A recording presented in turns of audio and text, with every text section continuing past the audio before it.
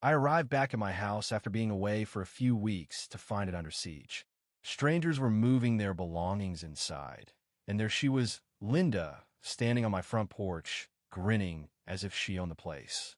She was acting like nothing was wrong. Apparently, while I was away, she'd sold my house, and the police were already there, ready to throw me out. Everyone around me assumed I was finished, but little did they know, the real ownership papers had never been in my name. That wasn't even the worst part. I wish I could say it was a simple misunderstanding, like a mix-up with the paperwork. But no, this was all Linda's doing. Linda, the president of the neighborhood association, was like the queen of a petty kingdom. She wielded her clipboard with the authority of a monarch, judging everyone's lawns and calling every minor imperfection a blight. I had been off the grid for 6 weeks, backpacking in the mountains. No phones, no internet, just fresh air and isolation. While I was getting away from it all, Linda had decided that my house, which had sat empty for a while, was ripe for the taking. I stood there, stunned, with my duffel bag still slung over my shoulder, watching this couple I had never met move into my home while Linda casually sipped her drink from a boss lady cup.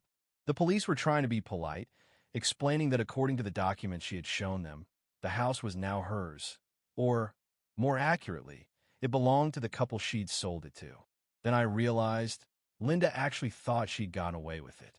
She believed I would come home, be confused, or maybe upset, but ultimately fade away in embarrassment while she pocketed the profit. She probably assumed I'd just disappear, as she had probably pulled this stunt before. Her smug expression wasn't from trying this once. It was from having done it successfully many times. I didn't argue, didn't shout. Instead, I just locked eyes with her, tilted my head, and asked, "Did you check the basement?" She blinked for a moment, then smirked. "The storage room? Yeah, we cleared it out days ago. There's an empty safe down there. You should really take better care of your stuff, sweetheart." Ah, the sweetheart. A Karen's final insult, like she thought she was untouchable. The cops, still believing this was a mess of paperwork, asked me if I had proof of ownership. I told them no, not in the traditional sense, but I did have a few things they might find interesting if they looked deeper into the property's title. However, that wasn't my main concern at the moment. I had a bag to drop, so I turned and walked down the street to Margie's house. Margie, 82 years old, sharp as a whip, had been watching the scene unfold from her porch with a glass of lemonade. She had binoculars in hand, like she was watching a reality show. As I sat down on her porch swing, she asked, "She really just kicked you out?" "No." I smiled. She evicted herself. She just doesn't know it yet. 3 months ago, Linda wasn't even on the HOA board. She was just a neighbor with a lot of opinions and not enough hobbies. Then, when the former president of the HOA, Mr. Thompson, had a health scare and resigned, Linda saw an opportunity. She slid in, promising to bring order and raise the community standards.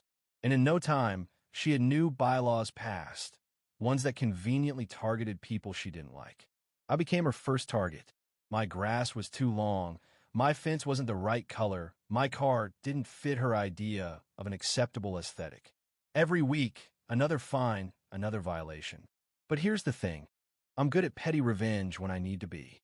Before I left on my trip, I'd already prepared for a fight. I'd moved all my important documents to a secure location, rerouted my mail to a P.O. box, and most importantly, the deed to my house was no longer in my name. It had been placed in a family trust, with a real estate lawyer overseeing it. It had layers of legal protections that would make it almost impossible to touch. It felt like overkill at the time, but now it felt like justice. Linda thought I was just some quiet tech guy, someone she could walk over. What she didn't know was that I had worked in cybersecurity, specializing in fraud detection. I knew how these scams worked, and more importantly, I knew how to unravel them. While Linda was busy playing her petty games with fake deeds and shady notaries, I was documenting everything. Timestamps, email trails, hidden cameras. Yes, I had hidden cameras in my house, both inside and out. And the best part? In the basement, where the empty safe had been, she triggered a sensor as soon as she opened the door. The footage was already backed up in multiple places before she even called the moving company. What she didn't realize was that Linda wasn't just playing a simple game. She had probably found some obscure HOA clause that allowed them to reclaim abandoned properties. Of course, she had skipped all the proper steps to prove abandonment. My house had been paying taxes, the utilities were active, and the trust even made a donation to a local charity last month. Not abandoned, no way. I walked away from Linda and went to Margie's porch to figure out my next move. I didn't need to argue or fight yet. I had already set things in motion. I opened my phone, fired off a few emails to my attorney and a few contacts, and decided to let Linda think she had one. Let her settle in, paint the walls, change the locks, and make all the TikToks she wanted about her manifesting success. I wasn't in any rush. I would let her hang herself first. Then, when the time was right, I'd pull the rug out from under her. As I watched Linda smugly pose for selfies with a sold sign in front of the house, I noticed something odd. Behind her, there was a man in a gray suit, standing just outside the frame of the photo. He was holding a folder and looking directly at me. His smile wasn't friendly. It was calculating, like he knew something I didn't. For the first time, I felt uneasy. Linda wasn't working alone. This guy was too composed. He had the presence of someone who wasn't just playing checkers. He was playing chess. And that made me realize there was something much bigger going on.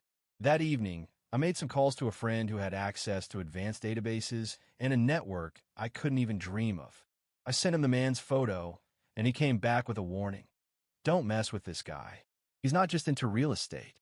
He used to run offshore operations in Miami. It hit me then. Linda wasn't the mastermind. She was just a small part of a much larger scam. I spent the next couple of days doing nothing. I didn't make a fuss, didn't post on social media, didn't even walk past the house. In the silence, Linda and her associates began to panic. I was letting them make their moves while I watched, silently preparing for the next phase. When the day came to strike, my lawyer Lou and I had everything ready. We had gathered enough evidence to sink Linda. She tried to fight back, but the court didn't even give her a chance. They reversed the sale, froze her assets, and issued a summons. The news hit fast. Soon, Linda was trending on Reddit, her name plastered all over local forums. Linda tried to sue me for emotional distress, claiming I sabotaged her career. Her case was weak, and Lou countered with defamation. But the real twist came when Linda's house was auctioned off. She'd taken out a second mortgage to fund her scheme, and when the fraud charges hit, the bank wanted out. The house she tried to steal from me was now someone else's. The new owners, Mike and Ellie, soon realized they'd been scammed and backed out, leaving Linda with nothing. While Linda crumbled, the man in the gray suit remained a mystery. I upgraded my security because I know people like Linda don't disappear, they evolve. And when they return, I'll be ready.